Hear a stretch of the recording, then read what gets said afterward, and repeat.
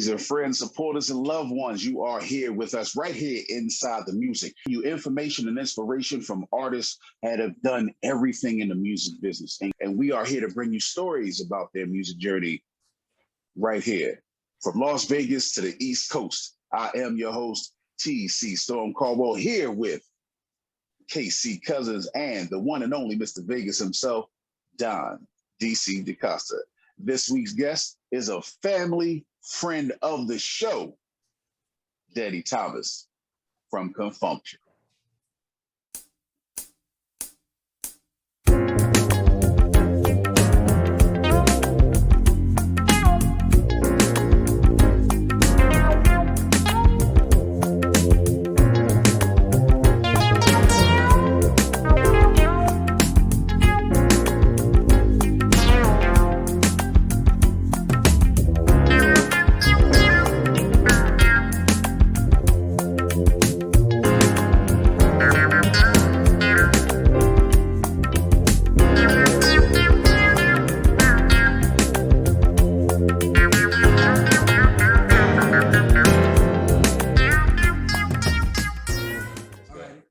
Ladies and gentlemen, we have one of the well-known iconic people of the funk music and everything else, known as Mr. Danny A. Thomas, former original member of CONFUNKSHUN. What's up, Mr. Thomas? Hey, how we do, man? Everything is wonderful here. It's good to be on the air with you again, my brother. Always a pleasure to see you, my brother. Varying from what we did the last time you and I were together, right now you've got a book out, which actually is an expansion of things because your wife also has a book out. So explain to us what your book is about. Okay, I would love to. First of all, right now I'm in Northern California, in Vallejo, California, my hometown. I'm doing a book promotion and book tour. We're doing bookstores from Sacramento, California to Pittsburgh, California to Fairfield and whoever else we can get. My book is basically, the title of it is My Life and Fun Times with CONFUNKSHUN. And it tells the beginning, but it tells my life story, which actually includes the CONFUNKSHUN story. It talks how I first started playing piano at 3 years old. You know, talking about my family. So I'm a father. If it wasn't for my family, my mother and father, it wouldn't be here. It wouldn't be no me. So I give my mom, father, grandparents, the grandfather who I'm named after. I talk about him because he was very special in my life, along with my sisters and brothers. And then I talk about high school when the group originated. Well, Dan, was anybody else in your family musically inclined? Yes, yes, indeed. Matter of fact, my sister was a musical genius. She graduated from Fisk University, Rhodes Scholar at 16. That's one of the reasons my family was, encouraged into getting me started in music early, because they thought I had it too, which she was a musical genius. I had to work hard to get it, but eventually it sunk in and I caught on to it, right? So it was a blessing. But it was just like I said, the book is a living testimony. It tells from the beginning to the present. My wife as well, her book is When Girls Cry. It tells her autobiography, but she has a 5-part series, and it tells this first book about her childhood, because she was kind of like her parents died. Her mother died when she was very young. She didn't know her father, and she was passed around through family members, and just how a little child reacts. She cried a lot. Why couldn't she have her mother? And so she knew her mother from a small age, but she died when she was about 1 or 2. Well, so it's a very heartfelt book as well. Well, without giving too much away of the book, okay, exactly what is it that the book goes into? Does it go into the good times that was what you had with CONFUNKSHUN? Does it go about the songs that you wrote with CONFUNKSHUN that garnered you awards, such as Grammy Awards for it? And does it say, without getting too much, so because we want the people to go and buy the book, does it tell the reason for the breakup between you and CONFUNKSHUN? It tells everything. It's an all-inclusive story. And, you know, I don't really throw anybody on the bus, but I'm frank, I'm for real. You know, the book members, my band members I got their approval on the book, but since they're in it, and I talk about them, they all are in agreement with the book, and they endorse the book as well.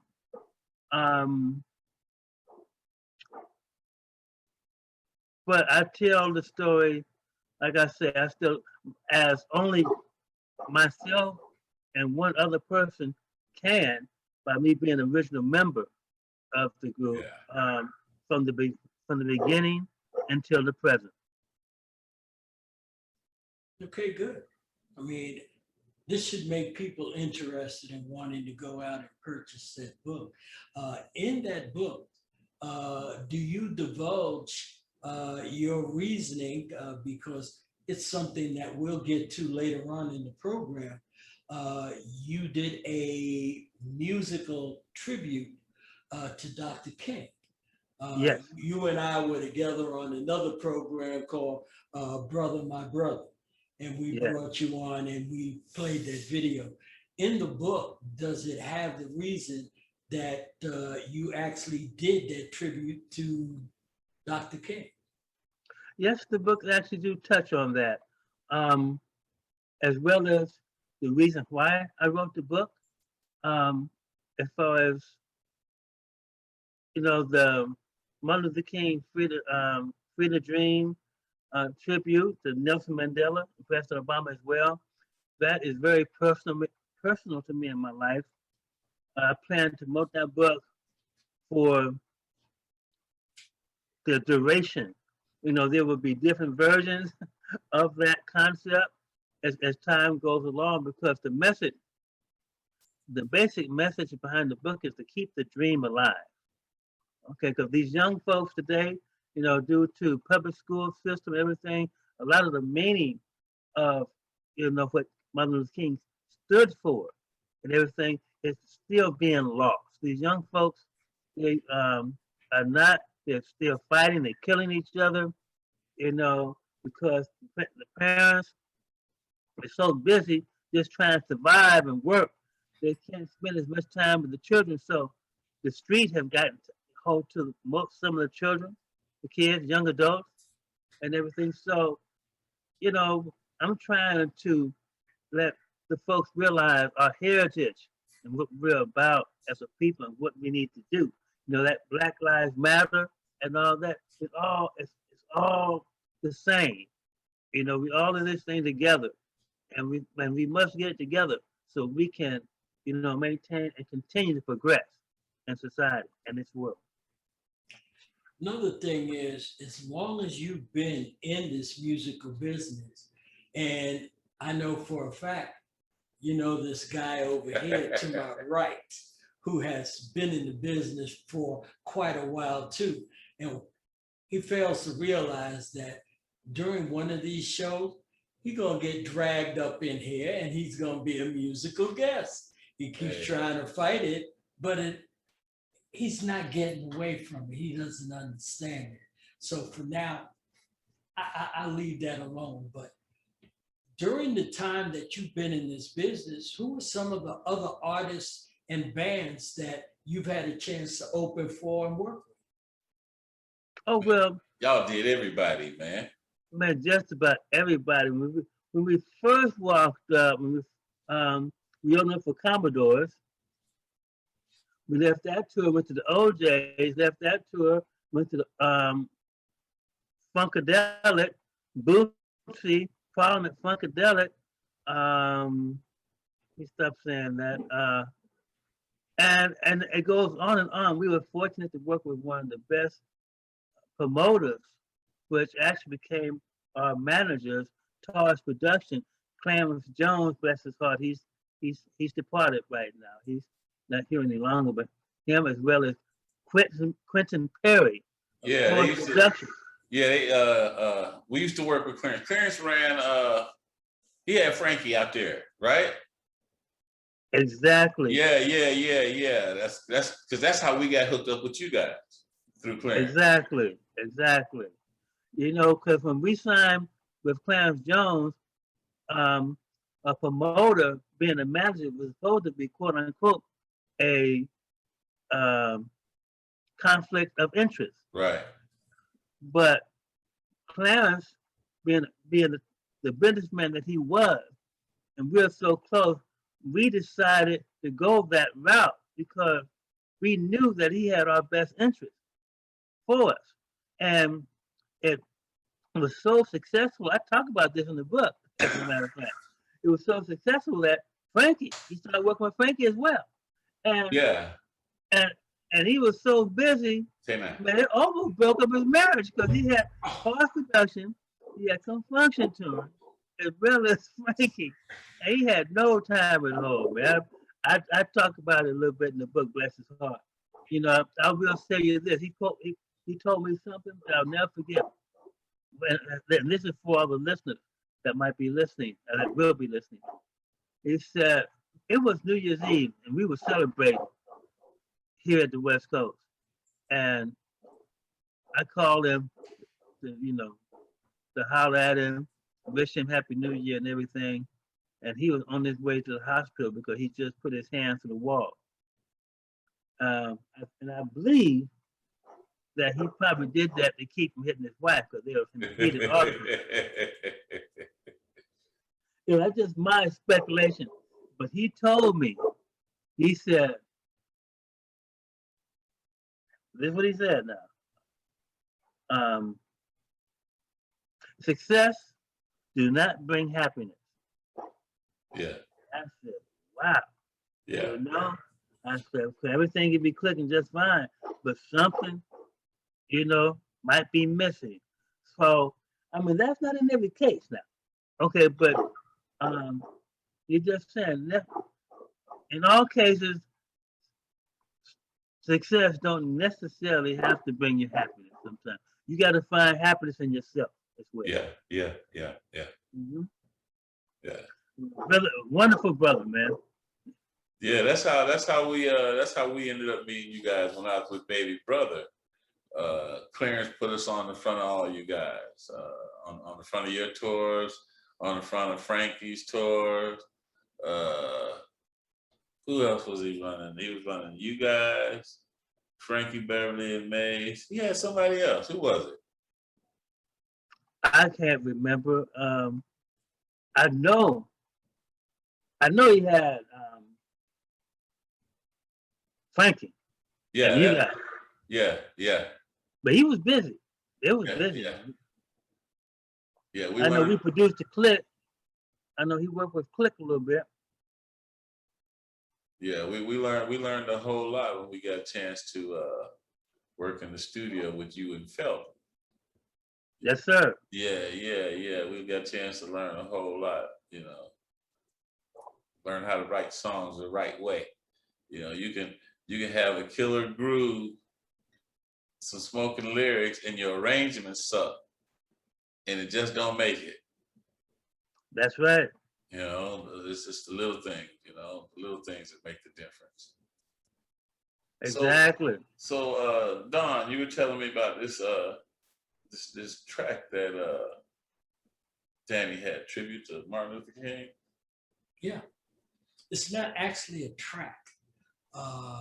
It's actually a video, which is a very poignant video. If you see all the things that are involved in this video, which is great because it shows the struggle of why he had that dream. It shows the struggle of the people here in this country struggling for the rights that allocated for everyone, yet not always given to everyone. And then he also went to the apartheid nation of South Africa, where they had their difficulties too, which was what made this so great. And then the people that are in it, it not only has Martin Luther King, it also has, you'll see Malcolm X in it. There's just a lot of different people who's fought this struggle and continue to fight this struggle in this video. But it is a tribute to Martin Luther King because that's actually where the dream started. Okay, I tell you what. Let's hand it over to TC. Yo, TC, take it away, player. Let's watch this video. Thank you for the handout, Brother KC. Ladies and gentlemen, family and friends, please tune into this wonderful tribute to Dr. Martin Luther King Jr., Free to Dream by Mr. Daddy Thomas.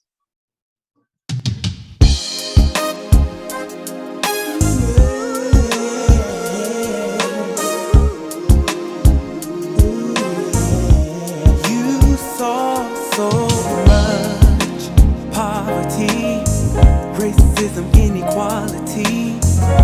You just couldn't stand to be quiet about it all. You accepted your call, proud to fight through it all. You didn't shrink, you stood tall until the very end. Now when they speak your name, they speak of the change that came. The fight was your claim to fame, but humble you remained. Now we celebrate on a special day, because you fought to make your people free.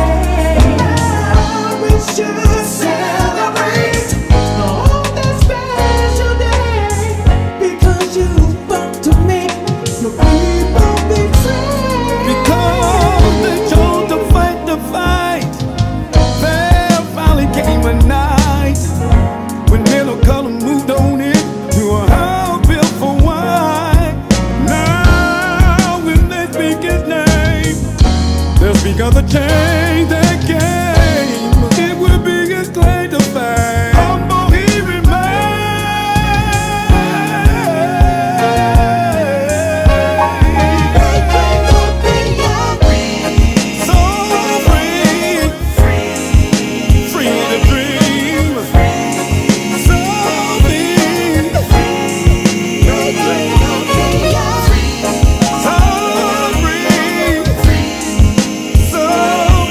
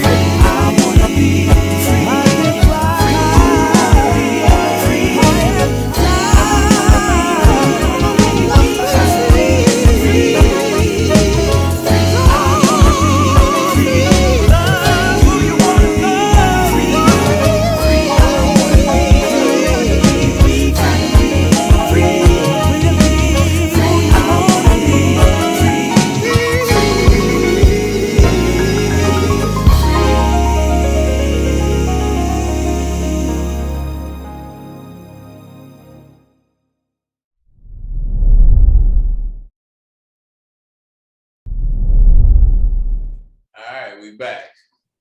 Okay, that's very compelling. I mean, the power of music and music videos is so incredible. I mean, like, we need more positive videos. I mean, because like right now, we know how much the videos have influenced, like you were talking about, the black on black crime and the crime in the streets. We know that's like, a lot of that is perpetuated strictly off of the videos, because a lot of kids don't live in that neighborhood, you know? Well, one of the things that's exclusive and very poignant about this particular video is, like I said, the people that are in it, but it also shows that we've come so far, but we haven't gotten to where we want to be and where we need to be. So it's a matter of this struggle continues. And one of the things with Danny is, there's been more than one video that Danny has done of this tribute to Martin Luther King. As time goes and as things perpetuate themselves, Danny makes another video and adds to this video. So this is one of the things that is so wonderful about your video, is that it doesn't stay where it started. It perpetuates itself and continues, and shows some of the improvements that were made, but also shows as much of the improvements that have been made, enough of those improvements are not sufficient. So in there is the genius of Mr. Danny A. Thomas. Thank you very much, my brother. Danny, how long ago did you start this project? Well, it was initiated in 1999. Wow. And as far as every year, I promote it for his celebration, for his birthday, Black History Month, every year since then. You know, I might take, for some reason, if I'm out of the country or something like that, I may miss a year here and there. But I've been promoting this concept since 1999. And since then, I have remade the song and updated the song at least a half dozen times. Yeah. You know, and so this has been and each time it gets better. So I'm just about fine tuning it. My next one, I might add a choir to the song. Okay. And Danny knows, I've had fights over that song and over that video. Danny knows when I headed a record label by the name of Unisoul Records, we put that video out. And when it was sent to the distributor, it was brought back to me by the guy that owned the label. And he said to me, the distributor doesn't want to put this video out and distribute it.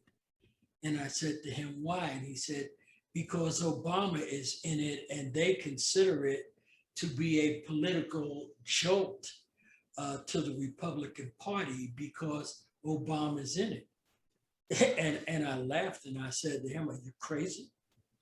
I said, first of all, Obama's not even president anymore. So what the hell does that have to do with the price of cheese? And he said, well, they don't want to do it. And my thing was, well, guess what? They're not the only damn distributor on the planet.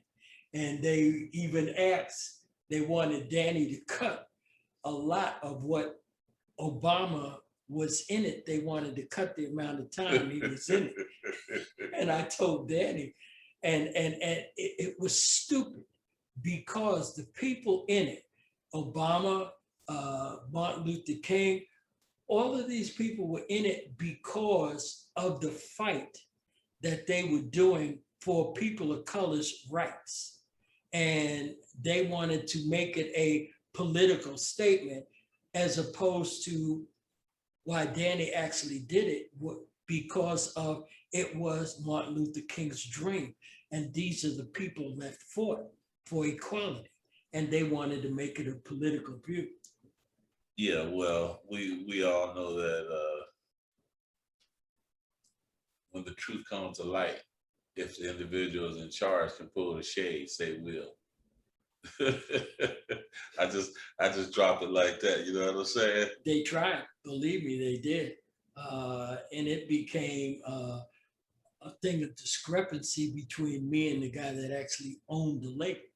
So it was what it was. It was just political, but we didn't let it go. We didn't let that happen though. We fought because the song, the message of the song, the way it's designed, you can't cut nobody out. Everything is there for a reason. You know what I mean? So, they had to let it go.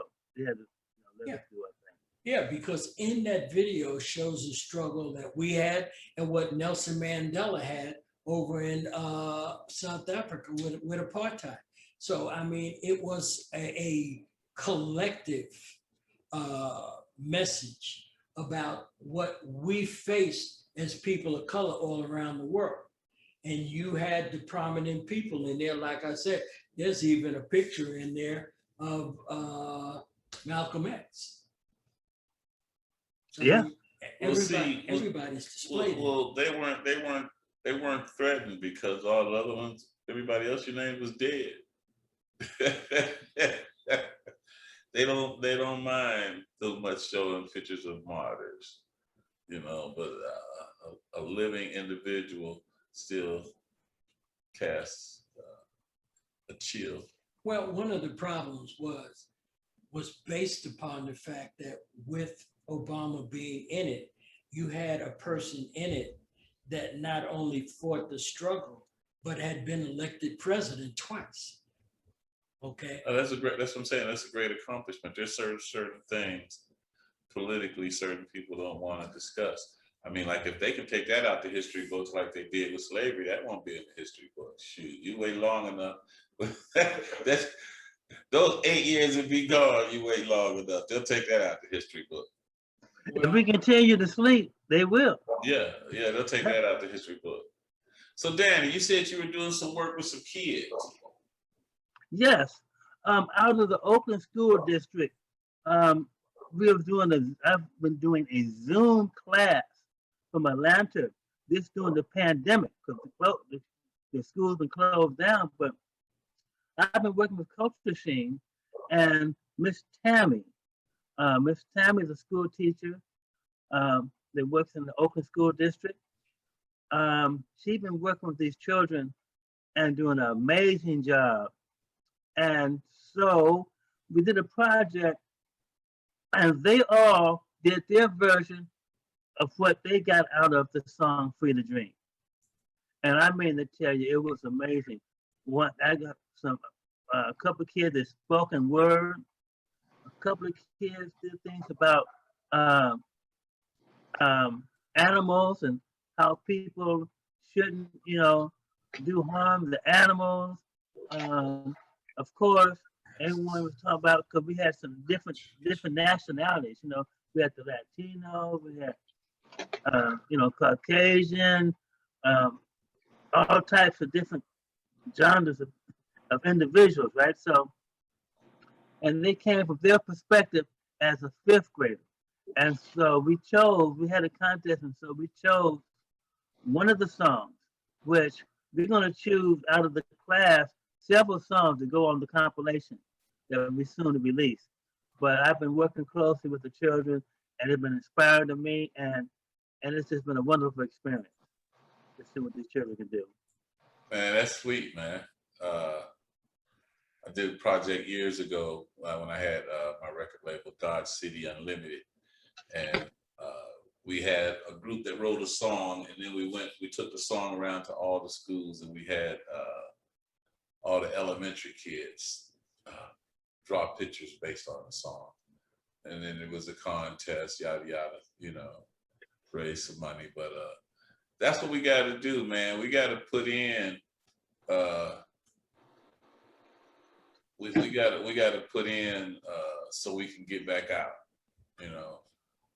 That's right. Especially with our children, we got to spend time with them and point them and keep them motivated. You know, let them know what's going on so they can keep the fight going. You know, Well, you 'cause- spend a lot of time doing that because besides the school, you also spend a lot of time working for voters' rights down in Atlanta. yes, indeed. You know, I'm proud to say that my wife and I, we were right there at the voters registration, involved in the voting, making sure that the votes were being counted, motivating people to come out and to help to turn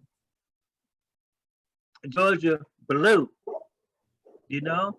And we did such a good job. You can see that the governor and everybody's trying to birth everything that's been taking place right now. So Yeah. the fight is not over, man. We got to stay on point and make sure that we do not allow this to happen. Yeah, no, I mean, like, there's a political situation that's always going to be, you know, my father, when I was young, my father used to say different stuff that used to kind of bother me a bit. And one day he told me, you know, everybody has an agenda, you know, and I didn't understand it till I got older.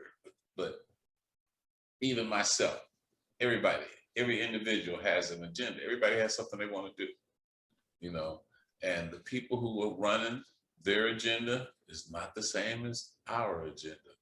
You know, like you said, we can't sleep because every time we go sleep, every time we think we made an accomplishment, there's so many other things that are going on that we don't even notice. Exactly. So, Well, so what else are you guys going to do down there in reference to the voters' rights? Because now there's a very big deal that the Republicans are trying to push to basically eliminate in areas of people of color being able to vote.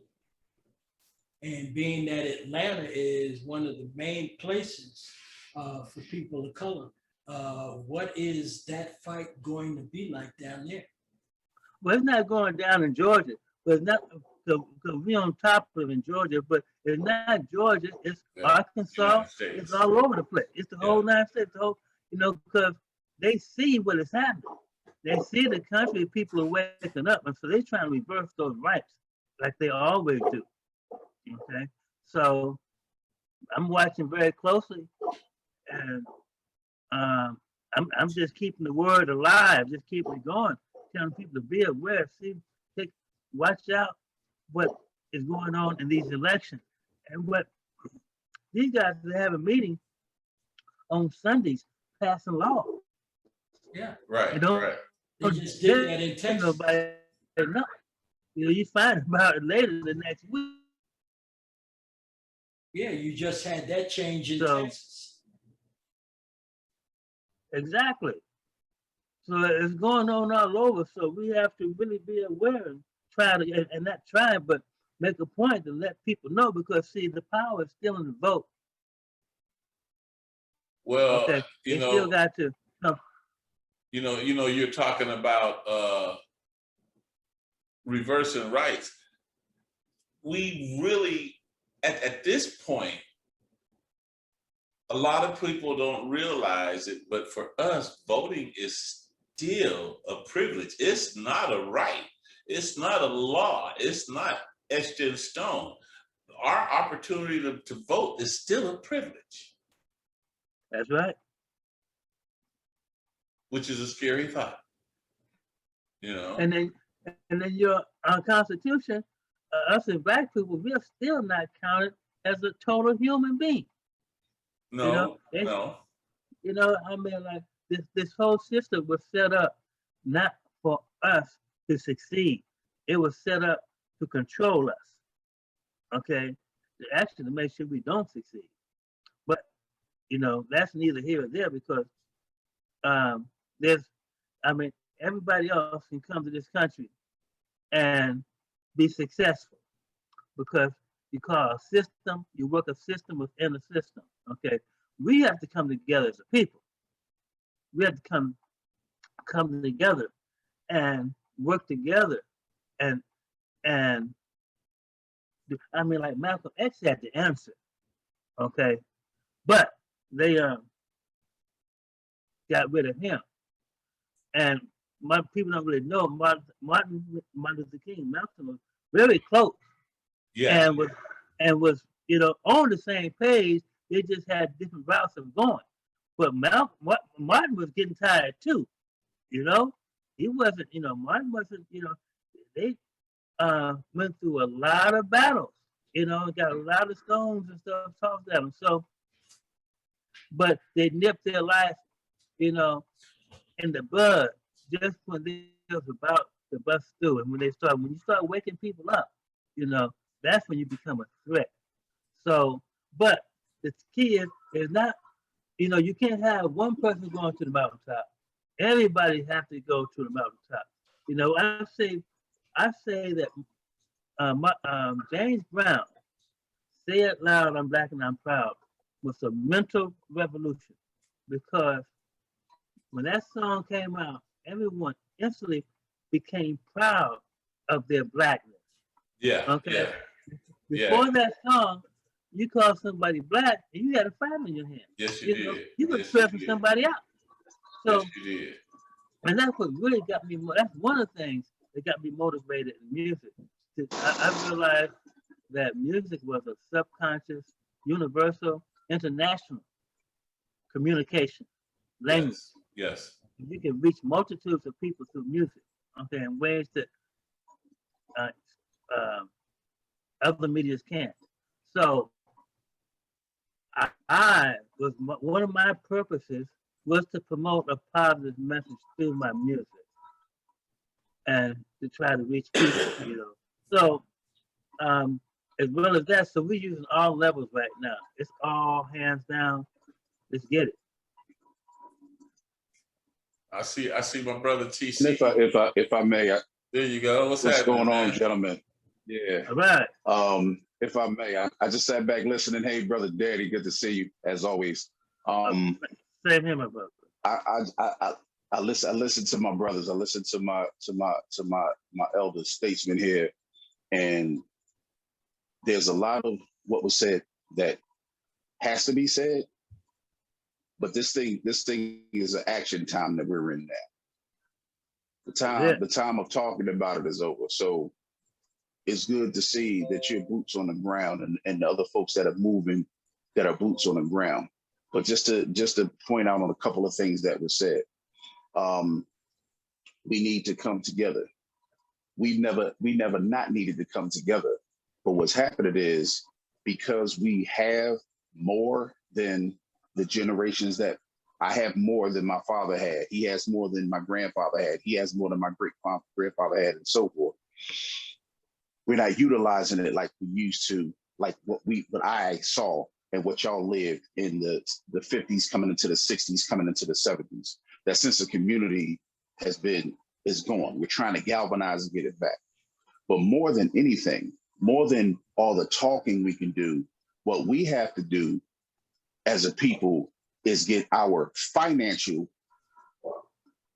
economic, political footprint in order.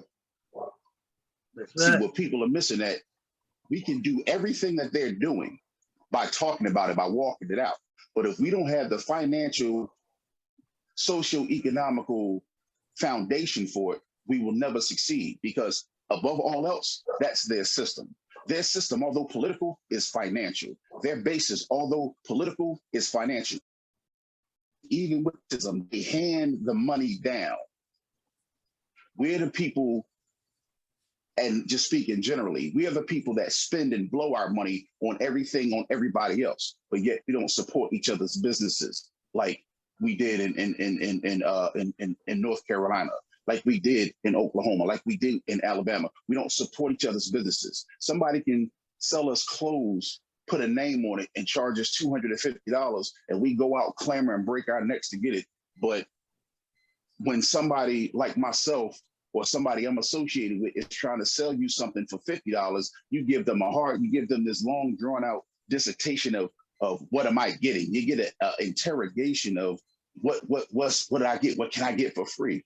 You didn't just ask, I'm not saying names because nobody's cutting checks, but you didn't ask them people, you didn't dare ask them people who charged you $300 for a belt for anything free. So once we understand our backing each other comes with that dollar sign, we have to invest into our communities, our time, our energy, and our money. As far as what you said about how the Constitution sees us, yes, brother, the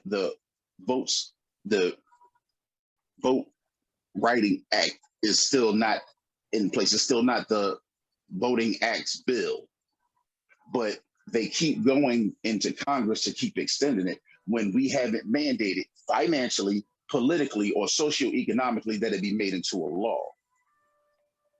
The 3/5 compromise was saying that 3/5 of the slave population would be counted to help Southern Democrats to be able to vote and to win the elections that they were winning. So the misconception of us not being seen as a whole, man, we got to kind of change that. We have to do more research and really truly understand, because the 14th Amendment repealed that.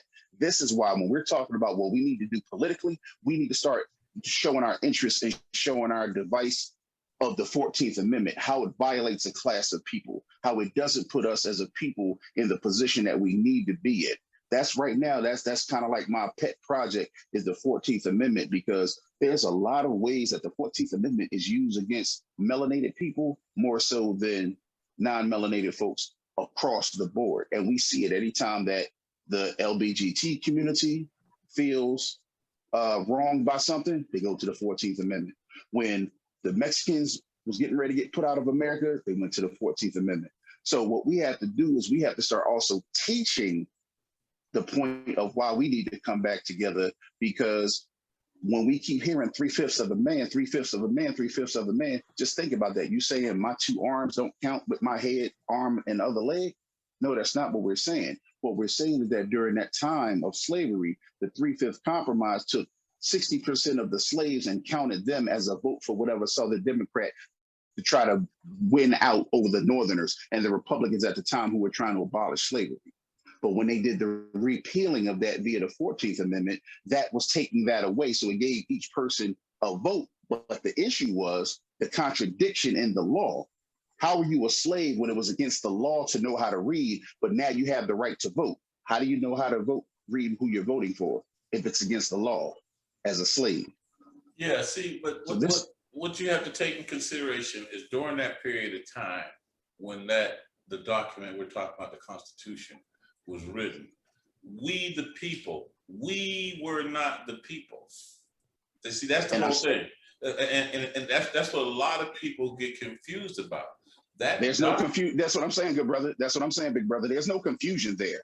We the people didn't apply to us, but every time they changed their own document, they gave us the tools we needed to go to use the document against what was going on and what was written previously. And this is why I'm saying a lot of people like to do the stuff when the lights are on, when the cameras are rolling, and like to throw that information out there. But we have to be mindful that we know this document when in its, again, I tell people why when I learned better and I learned to stop celebrating July 4th as Independence Day, because the people that looked like me weren't independent, but these were people who were under oppression of another people that stood up, stood down, fought, and died to not be under oppression. All I'm saying is we have to take those tactics if we're serious, and that's not necessarily saying you got to kill people, but you have to be willing to put the sacrifice there to take the document that they're using to turn it upside down. But we will not do that, and we cannot do it because financially, our people are not supporting the right things, including each other. When we have aldermen, councilmen, people who are beginning to run as reps and legislators, we need to get behind those people when they come from grassroots organizations. There's more than one Senator Barack Obama out there. There's hundreds and thousands of them. I have a mentee who is now a state legislator who has an opportunity to impact the community the way he did when he was a youngster, now that he's an adult, and now that he's in the state capitol and has a voice for the people. But what we have to do is we have to stand and get behind those people. And then we also have to put our money where our mouth is, because more than anything, it's the money and the financial fortitude that changes these documents to get us what we need. So you're absolutely right. At the inception of that document, it wasn't for us. But every time they make a change, we have to be smart to realize we were the genius people on this earth. Everything that Black folks, melanated people created, somebody else stole and monetized. They're doing that to this very day. So we have to learn to better monetize this system and the situation that we're in. This is why brothers like yourselves were able to be so successful, because you stopped letting other people control your purse strings. You took control of your purse strings. And like Brother Danny said, he gets to people in places where they're making these moves. And they have people, they got to go out and pound the pavement to bring people in. Y'all didn't become the legends and the successes that you are by not knowing when to put your foot down in certain instances and put your money where your mouth is. Now, what we just need is, like Brother Danny is doing in Atlanta, like y'all are doing out there in the West Coast, like I'm doing here, is we need to keep galvanizing more people, but we also need to take the documents. Because I tell people, you know, the people that know the Bible the best is the people that keep trying to tear the Bible apart and say that it's not what it's supposed to be. So that's how we have to be with these documentations. We know that they weren't for us, but we got to take them and know them so well that we can shoot down and tear apart everything that's in there so that we can use it to our advantage. Well, I'm a segue on that, on the purse strings, holding the purse string. I'm gonna bring this back over to Danny on the music game, on the publishing tip, bringing that publishing, that songwriting game, because like a lot of cats don't realize you can play music and make hit records and sell. But Danny, tell them what happened if it ain't yours. Okay, let me say this. Let me open up by saying this. The music business is the most racist business in the world, especially here in the United States. Okay, when you leave the United States, there's no R&B, there's no pop, there's no country, it's just music. Okay, you go to your international station, they play everything. But here in the United States, you have pop music, you have have its own place. You have R&B, so-called rhythm and blues.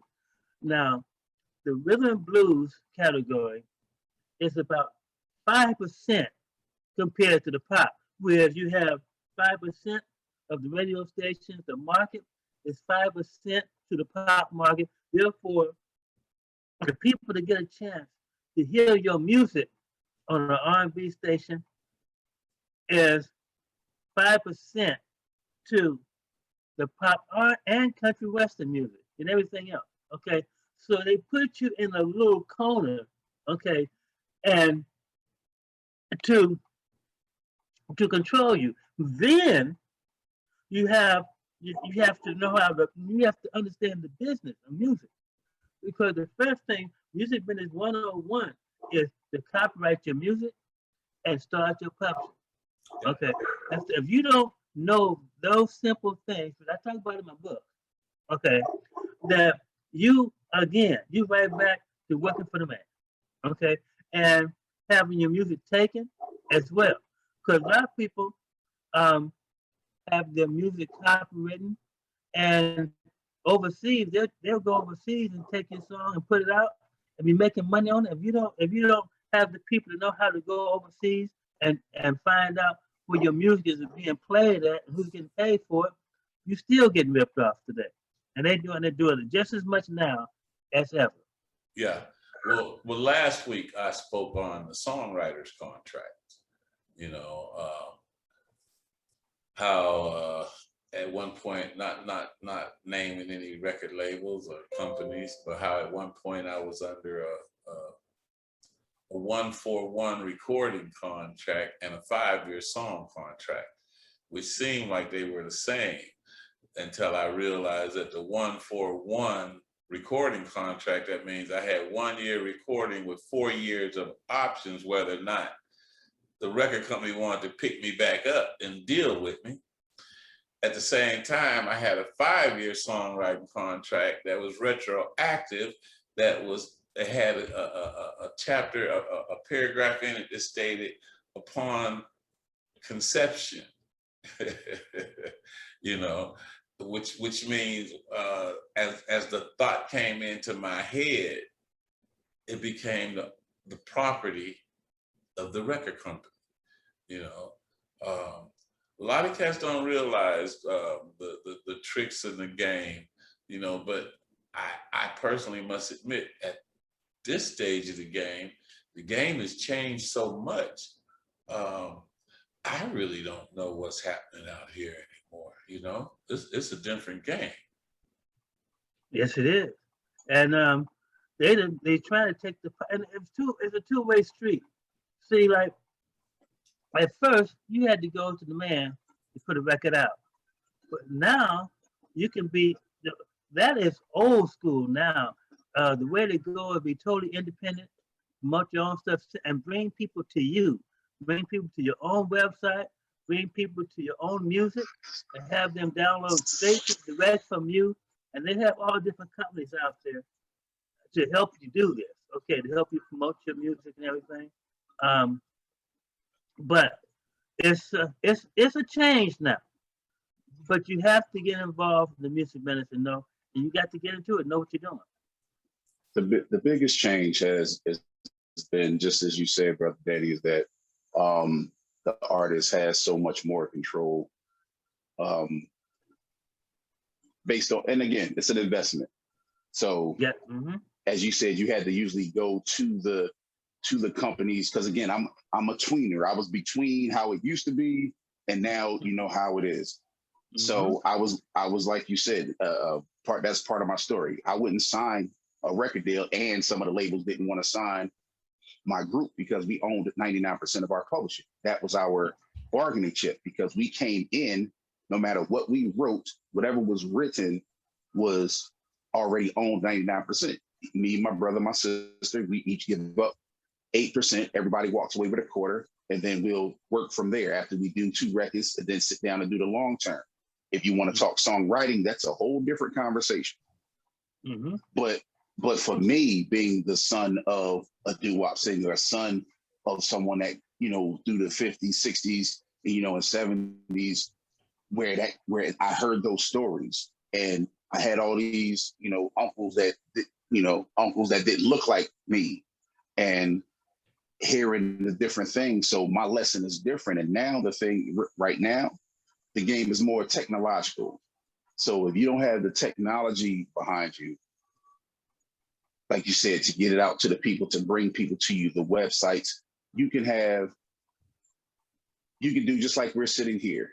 Somebody puts some music on and you rap. That gets a certain number of people to follow you. You find a way to go somewhere, perform, get you a couple dollars, you meet somebody, you in the production studio with somebody. Now, the thing is, are you a talent or are you a business person? See, I had to make myself a business person before they solely dialed in on me as a talent, because the beauty of the management at the time, whenever they would say, oh, okay, well, we really like you guys. We just want to talk to your manager alone. My manager would look over at me. He said, whatever he says goes. This is his group. I just manage the business on his behalf. But everybody didn't have that. You know, everybody didn't have that. So now it's really a technology game. Getting a lot of social media, a lot of being on here talking, you know, in a room by yourself or in whatever your surroundings are, and being visible. Now, a lot of times, unfortunately, talent doesn't count for much. And that's the difference of what's going on. Like, you guys were talented.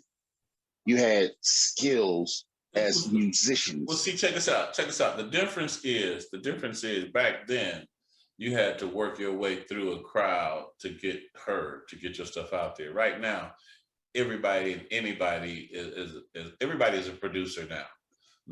Everybody who has a laptop at their crib is a producer now. But check this out, man. We're getting ready to have to wrap things up. You know, like TC, you got anything to add in or whatever? I just want to say, as always, you know, first and foremost, Brother Daddy, it's a pleasure I just from us talking before, I learned so much from you, and having that the honor of being in your presence and getting some of your knowledge. I just want to say thank you for what you did with the music, because that's some of the music that I learned how to rap to. And even though my father always say, man, you can't sing that good, he told me, he said, the reason I told you that you wasn't that good is because I didn't want you to get complacent. I always wanted you to keep pushing to be better. So I thank you guys. I thank you. I thank KC. I thank King Don for all of what you did to make what happened then beneficial for guys like me now. Because if I didn't have those experiences or learn from gentlemen like yourselves, no telling. I'd probably be one of them people like KC is talking about. You just got to give him a laptop. He swear he's a producer. No, I actually had to sit in the hot production rooms. I had to sit in the cramped studios. I had to sit with the stinky, stale food and beer and cigarettes and carries on. So I just want to say thank you. And thank you for what you do. That's the joy of life, man. That's tell them, Danny, that's the good part. But those that don't have that experience don't understand it. Like, they don't understand like how behind whippings made us better people. Nowadays, behind whippings is a psychological traumatic event. And it's like, no, that's discipline. Discipline builds character. Character gives you proficiency and efficiency in what you do. So we're gonna talk about whooping kids on another episode. But I just want to say thank you, Brother Danny, for what you're doing politically as well, and what you're doing in the community, because the kings and queens need to see the kings and the queens out here making moves like that. So I just want to thank you for joining us over here inside the music. And man, I know you're gonna be around, so I ain't gonna act like this the last time we're gonna see you. For sure. I want to thank you guys for having me on, and let's do this again because we're just getting warmed up. Yeah, hey Danny, what's the name of your book, man? My Life and Fun Times with Confunkshun. By Danny A. Thomas. What's the wife's book? What's the wife's book? My wife's book name is When a Girl Cries. By Wanda Thomas. Okay, by Wanda Thomas. All right, I guess I'm gonna have to throw it at TC so he can holler at our sponsor so we can get ready to get out of here, man. As we all know, this episode. Yes, sir. Yes, sir. Yes, sir. Thank you. And as we all know, every single week, this episode of Inside the Music, the truth about the truth, is brought to you by Three Pharaohs Productions, of course, Move'emRadio.com, Studio 204-176, Source 3 Entertainment, and we cannot forget Stormy Weathers Entertainment. And listen, ladies and gentlemen, thank you for joining us for another wonderful episode, and you make sure that you tune in when we have another special guest coming right up. Holla at your big homie, he always around with my two homies, KC Cousin and Don DC DaCosta. Talk to him, fellas. Where you going, Danny? Say bye to the people, man, before you get up and walk out of here. Well, love you, brothers and people. Enjoy. I hope you enjoyed this episode. Looking forward to talk to you again real soon. As always, Danny, you know you have an open invitation, brother. So whenever you got something you want to come in and let us know and teach us about, we're ready to hear your wisdom. So don't make yourself a stranger. Oh, for sure. I won't. Peace. All right, my brother. Peace. All right.